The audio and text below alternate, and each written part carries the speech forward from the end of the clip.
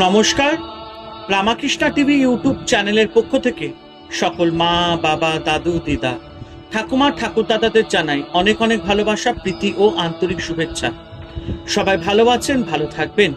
আমি আবারও চলে এসেছি শ্রী শ্রী রামকৃষ্ণ মিশনের স্বামী লোকেশ্বরানন্দ মহারাজজির সম্পাদিত শতরূপে সারদা সম্পর্কে আলোচনা করতে। আজকে আমরা আলোচনা করব শতরূপে সারদা থেকে শ্রীমা শ্রী রামকৃষ্ণের 10 জন সন্ন্যাসী শিষ্যের দৃষ্টি থেকে নবম ভাগ স্বামী নিরঞ্জনানন্দ মহারাজজি সম্পর্কে আলোচনা করব। স্বামীজি 1894 সালে প্রিয় গুরু ভ্রাতা স্বামী শিবানন্দ মহারাজজিকে আমেরিকা থেকে এক পত্রে লিখেছিলেন, রামকৃষ্ণ পরমহংস ঈশ্বর ছিলেন কি মানুষ ছিলেন, যা হয় বলো দাদা, কিন্তু যার মায়ের উপর ভক্তি নেই তাকে ধিক্কার দিও। নিরঞ্জন লাঠিবাজি করে, কিন্তু তার মায়ের উপর বড় ভক্তি, তার লাঠি হজম হয়ে যায়।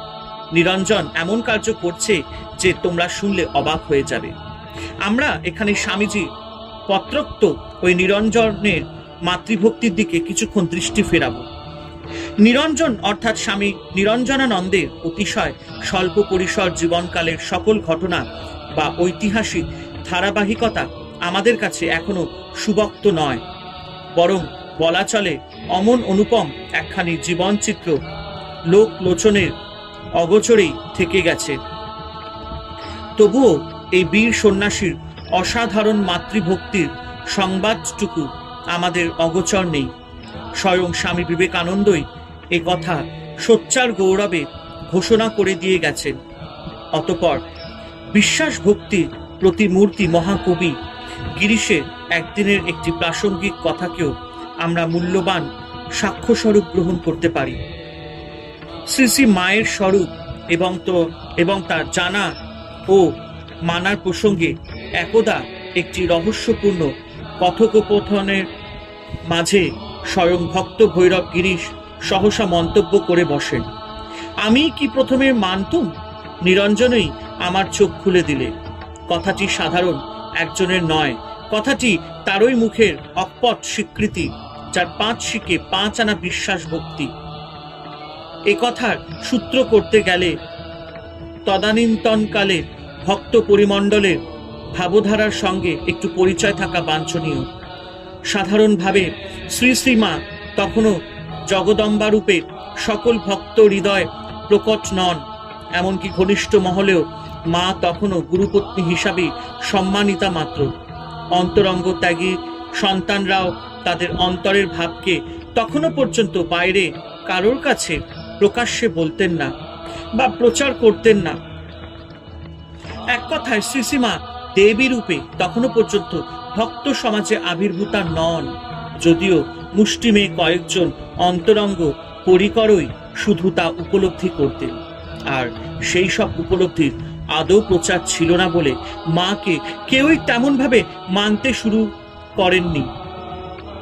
ওই রকম দিনেও স্বামী নিরঞ্জনানন্দ কিন্তু মাতৃমহিমাকে সগৌরবে ও অসংকোচে সকলের কাছে সোচ্চারে বলতেন।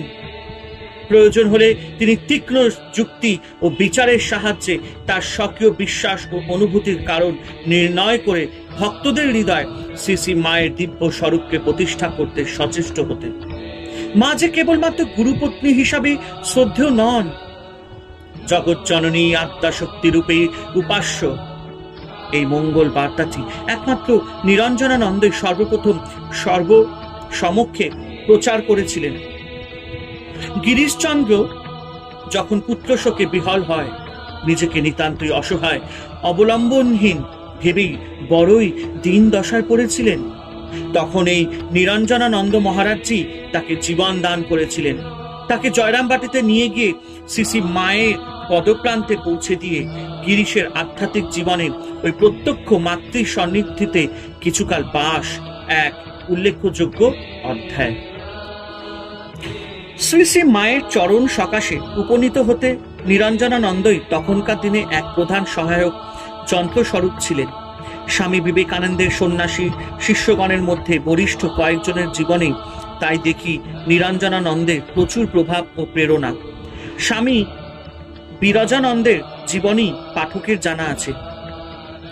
বাল্যে একাধিকবার তিনি স্বামী নিরঞ্জনানন্দের সাহচর্যে জয়রামবাটিতে মাতৃ সমীপে গিয়েছিলেন। শ্রী মায়ের বীর সন্তান নিরঞ্জনানন্দ। নিরঞ্জনানন্দের এই বীর ভাবের পরিচয় আমরা কাশীপুর উদ্যান ভবনে এবং পরবর্তীকালে বেলুর মঠে পেয়েছি। যথাক্রমে শ্রীরামকৃষ্ণের এবং স্বামী বিবেকানন্দের পীড়িতা অবস্থায় দ্বাররক্ষীয় ভূমিকায় সেবক নিরঞ্জনানন্দ মহারাজজি ইতিহাসে স্মরণীয় হয়ে রয়েছেন।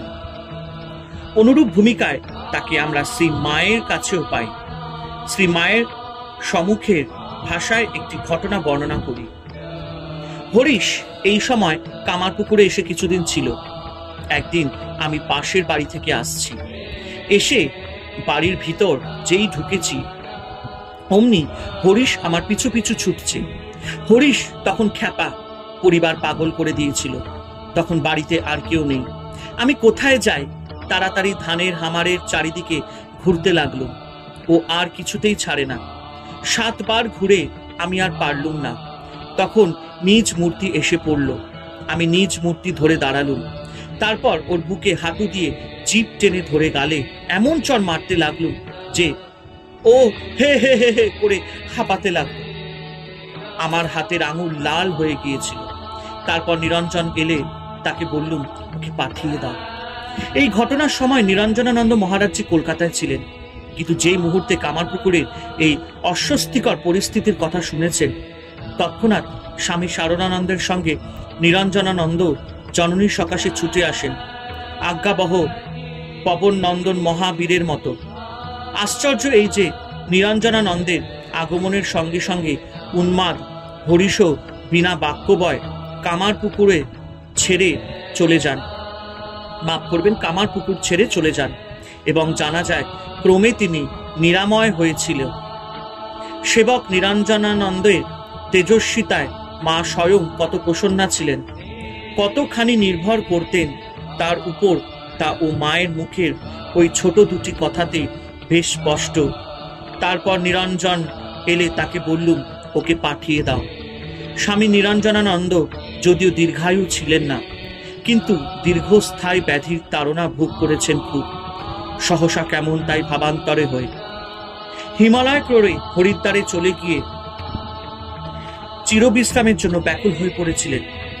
মায়া নির্মুক্ত সন্ন্যাসী সেই কালে বড় কোমল ও শিশু স্বভাবের হয়ে গিয়েছিলেন। যাত্রার প্রাককালে তার আশ্চর্য মাতৃগত প্রাণতা যেন উতলে পড়েছিল। ছোট শিশুর মতো শুধু মা মা মা এই ধ্বনি কণ্ঠে সর্ববিষয় মায়ের মুখ চেয়ে অপেক্ষা করা, মায়ের হাতে খাওয়া, মায়ের স্বহস্তে প্রস্তুত খাদ্য মাত্রই গ্রহণ, সব কাজেই মায়ের নির্দেশের অপেক্ষা। দিবানিশি মায়ের চরণ ছায়ায় অবস্থান, যেন সহায় সম্বলহীন নিরাশ্রয় শিশুটি। শ্রী মাই তখন নিরঞ্জনানন্দের ধ্যান জ্ঞান সাধন সাধ্য। এই বিশেষ ভাবটি অন্যের কাছে যতই মুগ্ধকর হোক, সন্তান বৎসল্যা জননীর হৃদয় কিন্তু ক্রমেই উদ্বেগে উৎকণ্ঠায় আকুল হয়ে উঠেছিল। মা হয়তো বা বুঝতে পারছিলেন ঐহিকভাবে সন্তানের সঙ্গে বিচ্ছেদ অতি আসন্ন।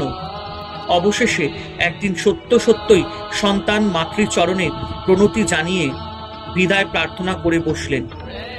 অবোধ শিশুর মতো নিরঞ্জনানন্দ মায়ের চরণ দুখানির উপর লুটিয়ে পড়ে, আকুল ক্রন্দনে ভেঙে পড়েন। তখন আবার আবদারও ধরলেন যেন মা সদা সর্বদা অনুক্ষণ তার সঙ্গে সঙ্গে থাকেন।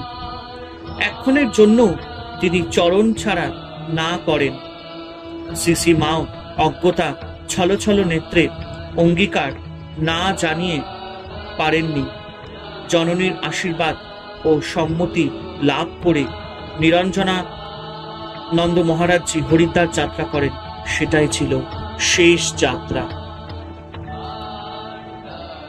হরে কৃষ্ণ কৃষ্ণ কৃষ্ণ হরে হরে, হরে রাম রাম রাম হরে হরে। সবাই ভালো থাকবেন, আনন্দে থাকবেন এবং রামাকৃষ্ণা টিভি ইউটিউব চ্যানেলকে এভাবেই ভালোবাসা দিতে থাকবেন। জয় শিব শম্ভু, জয় দেবী দুর্গা দুর্গতি নাশিনী, জয় মা কালী।